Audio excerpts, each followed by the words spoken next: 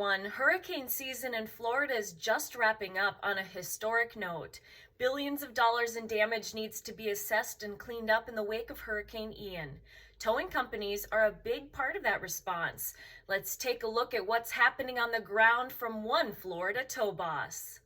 It's one thing to see a storm like this on your TV newscast, but to see it in real life behind the wheel of a wrecker is a whole other animal. The guys at G&C Automotive and Towing in Bonita Springs, Florida, were locked and loaded and ready to help. And this storm brought 14 to 16-foot storm surges along the beach. And I mean, I got videos of the water, and water is non-forgiving.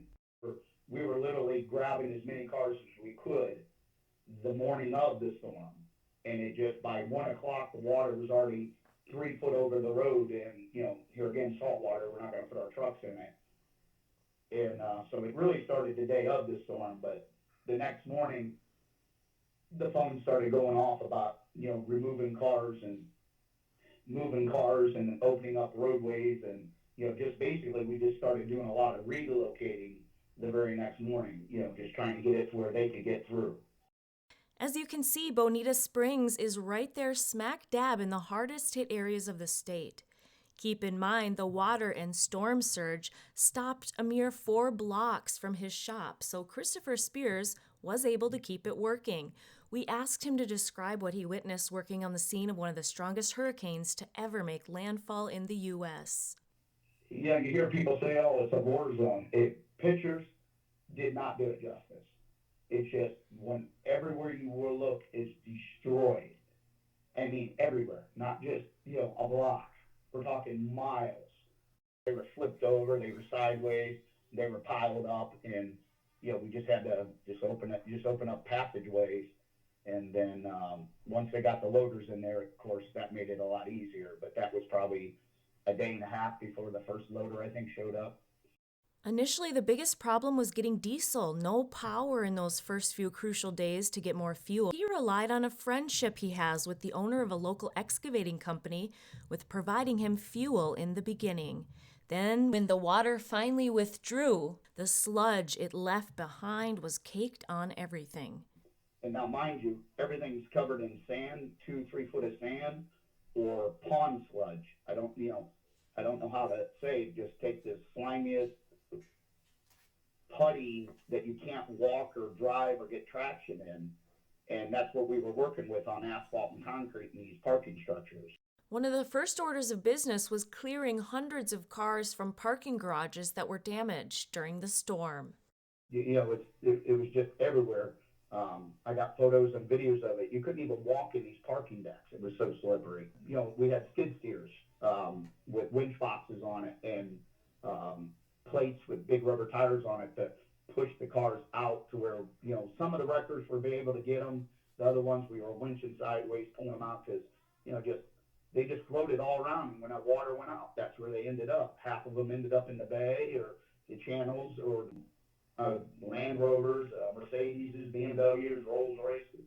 We were recovering it all. At one point, 18 days into it, I think we were at 535 cars that we already relocated. And everything we relocated to our facility, every car we touched was an owner's request. We didn't go out and grab or touch anything that somebody didn't ask us to recover or remove or to relocate.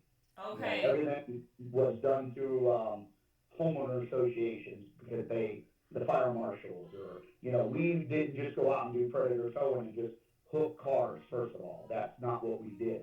I hired 9 people. I hired extra guys that were out of work at other places that I knew.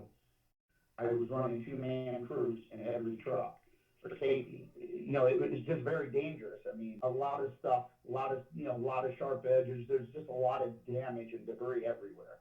So I hired 2 extra girls in my office. I hired a night security guy. I hired a day security guy, because we had all these cars, and let's face it, there was a lot of cars being stolen, a lot of boats being stolen. It probably took 4 or 5 days before a police presence was 24/7. So there's no power. There's no electricity. There's no alarms. So, we'd run up until about 8:30, 9 o'clock, 18-hour shifts. I mean, and we were without power for 3 days. So we did everything old school. No computers. We just did it handwritten. And, I mean, we wrote up 350 cars on paper, and we didn't miss a beat, and it was just the system. The guys were over there unloading. The girls were doing the paperwork. We were answering. I mean, we had stacks of calls for boats, trailers, cars, sheds, mobile homes, you name it. 2 other tow bosses from Ohio who are friends with Spears volunteered to leave their businesses to help his team in Florida and stayed on for several weeks. Both Jason Main of Akron Coach of Akron, Ohio, and Scott A. of Lutz Towing of Youngstown, Ohio. Many of you may recognize Scott as he's a Wreckmaster instructor. Those guys picked up, left their businesses, come down, and jumped in my truck. So basically, we had 3 really strong team leaders that knew the objective of how to do it. They were here to help. It wasn't about the money; it was the friendship. They wanted to help the town because we were damaged. I mean, we're going to be changed for a while, that's for sure. And I credited all of it to my employees. Everybody stepped up, and like I said, Wreckmaster Scott. I've been in this industry, 39 plus years, and I absolutely love it. But that's why we got hooked up with Wreckmaster, and everybody that works with me, why we were able to do what we do efficiently is the training, and I can't give Wreckmaster enough because they gave us the tools, the ability to do what we did efficiently and without getting hurt. It wasn't just a free for all. We knew what we were doing. Everybody that come down were true professionals. Wow, teamwork makes the dream work. A big thanks to Christopher and Gail Spears for taking the time to share this wild work tale with us. And thank you for watching American Towman TV.